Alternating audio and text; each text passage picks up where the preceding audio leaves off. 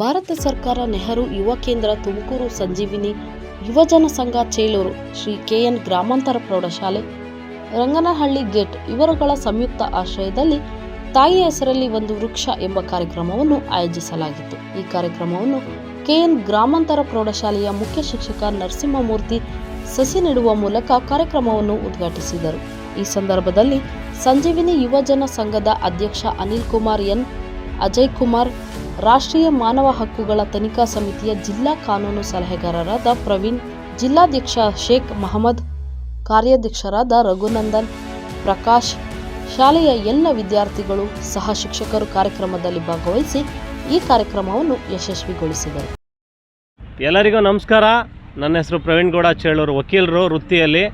ಇವತ್ತು Ranganahalli gate K N ಗ್ರಾಮಾಂತರ ಪ್ರೌಢಶಾಲೆಗೆ ಬಂದು ತುಂಬ ಖುಷಿಯಾಯಿತು. ನಿಮ್ಮ ವಾತಾವರಣ ನೋಡಿ ತುಂಬ ಖುಷಿಯಾಯಿತು.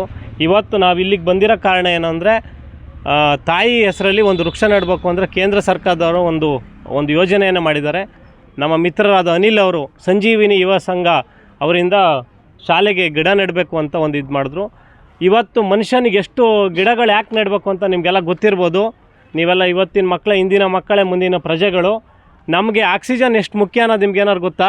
ನೀರಿಲ್ಲದೆ ಹಲವಾರು ದಿನ ಬದುಕ್ಬೋದು, ಆದರೆ ಗಾಳಿ ಇಲ್ಲದೆ ಒಂದು ನಿಮಿಷ ಕೂಡ ಇಲ್ಲದೆ ಬದುಕೋಕ್ಕಾಗಲ್ಲ. ನಾವೆಲ್ಲ ಒಂದು ಮನುಷ್ಯನಿಗೆ ಮಿನಿಮಮ್ಮು 550 ಲೀಟ್ರು ಆಕ್ಸಿಜನ್ ಬೇಕು. ಇವತ್ತು 1 ಲೀಟ್ರಿಗೆ ಏನಿಲ್ಲ ಅಂದರೆ 10 ಲೀಟ್ರ್ ಆಕ್ಸಿಜನ್ಗೆ 5,000 ರೂಪಾಯಿ ಇದೆ.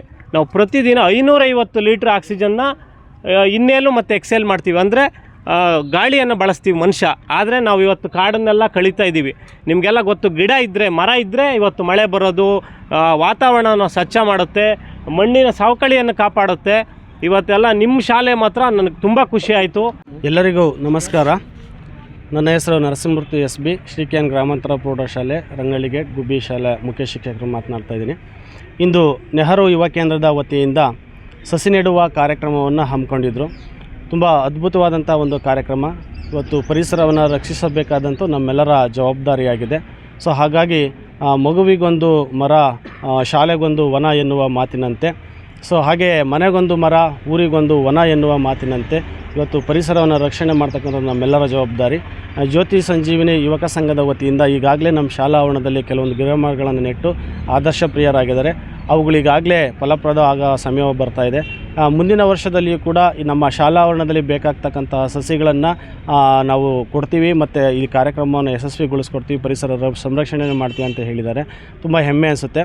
ನಮ್ಮ ಪ್ರವೀಣ್ ಗೌಡ್ರು ಸರ್ ಕೂಡ ಪರಿಸರದ ಬಗ್ಗೆ ಅತ್ಯಂತ ಹೆಚ್ಚಿನ ಕಾಳಜಿಯನ್ನು ವಹಿಸಿಕೊಂಡು ಇವತ್ತು ಶಾಲಾ ಆವರಣದಲ್ಲಿ ಸಸಿಗಳನ್ನು ನೆಡುವುದರ ಮೂಲಕ ಒಂದು ಒಳ್ಳೆಯ ಕಾರ್ಯಕ್ರಮವನ್ನು ಮಾಡ್ತಿದ್ದಾರೆ.